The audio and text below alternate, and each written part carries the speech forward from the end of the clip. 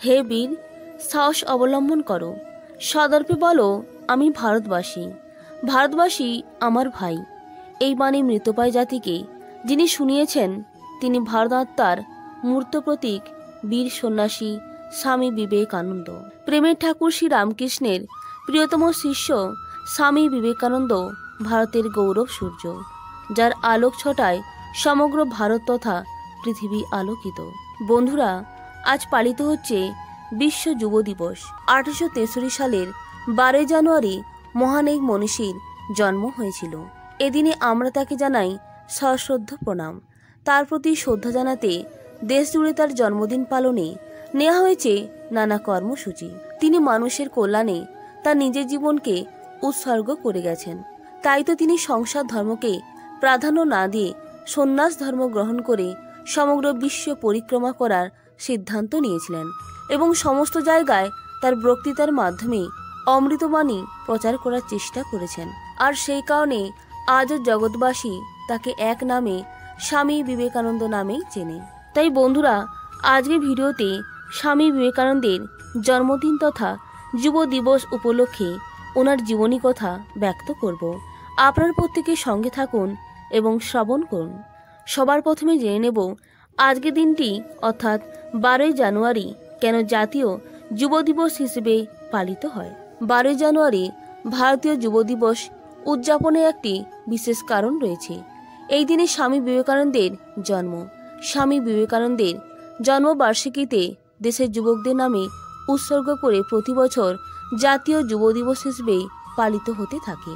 আমাদের তরুণ প্রজন্ম যে কোনো দেশের উন্নয়নের মেরুদণ্ড, অর্থাৎ মেরুদণ্ড ক্ষতিগ্রস্ত হলে শরীরের বিকাশ সম্ভব হয় না।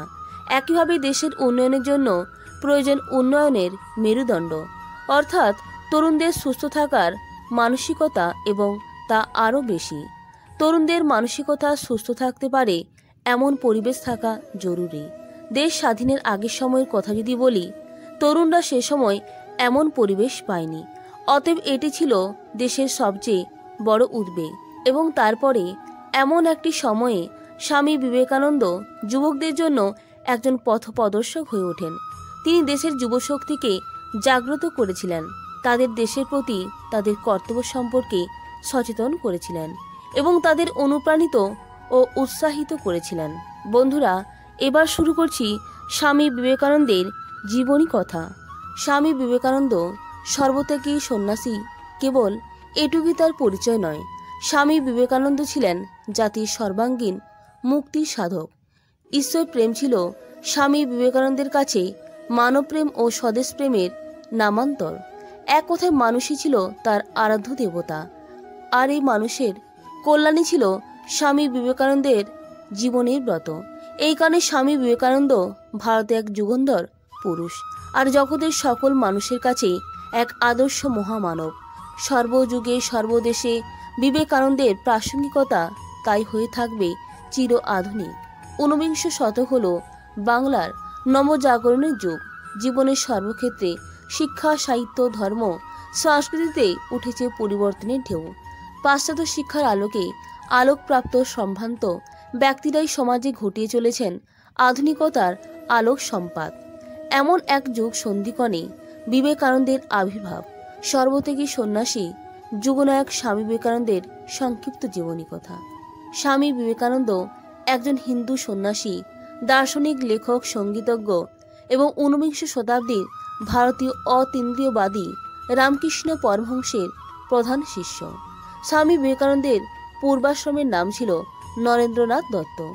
স্বামী বিবেকানন্দ মার্কিন যুক্তরাষ্ট্র ও ইউরোপে হিন্দু ধর্ম তথা ভারতীয় বেদান্ত ও যোগ দর্শনের প্রচারে প্রধান ভূমিকা গ্রহণ করেছিলেন।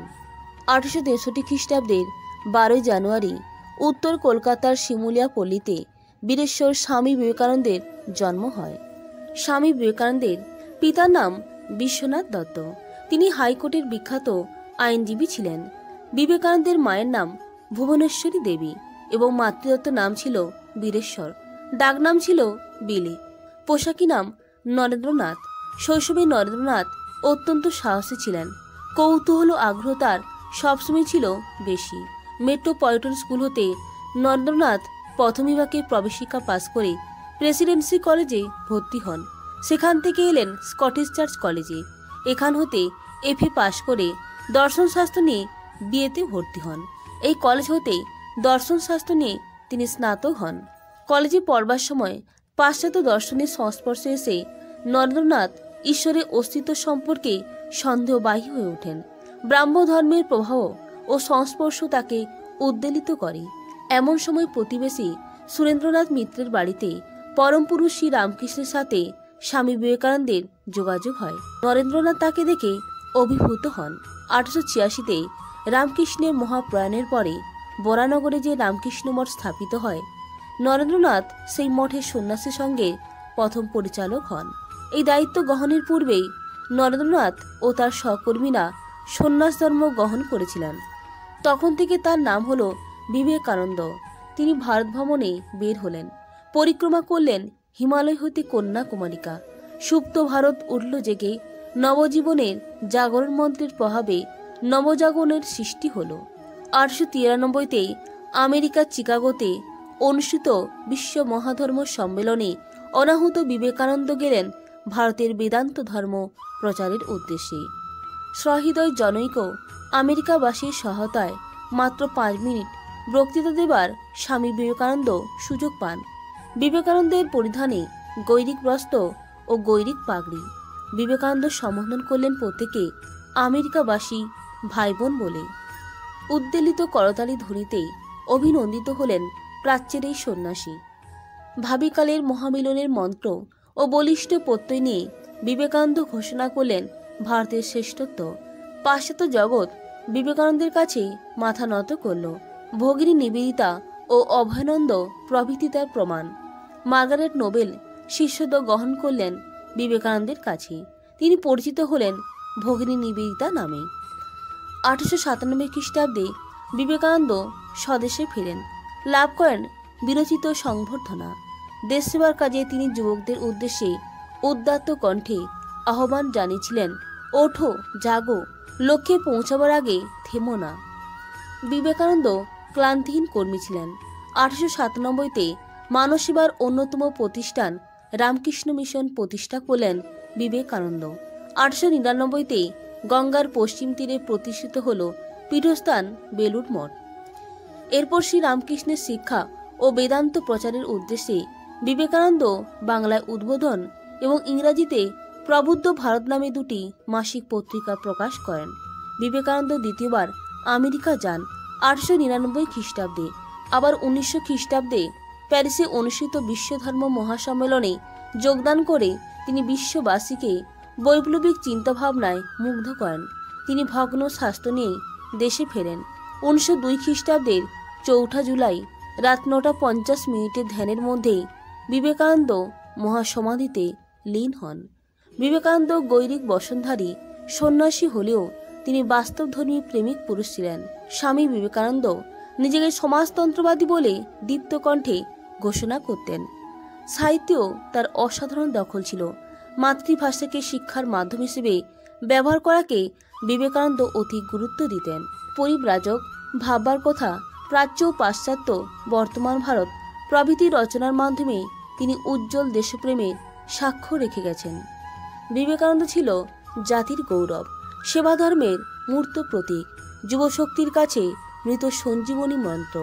তাই বিবেকানন্দ ভারত আত্মার জ্যোতির্ময় বিগ্রহ ছিলেন, নবযুগের প্রাণপুরুষ। তাই মানব সেবার জন্য তিনি ভারতবাসীর কাছে অমর হয়ে থাকবেন। বন্ধুরা, এই ছিল স্বামী বিবেকানন্দের জীবনী কথা।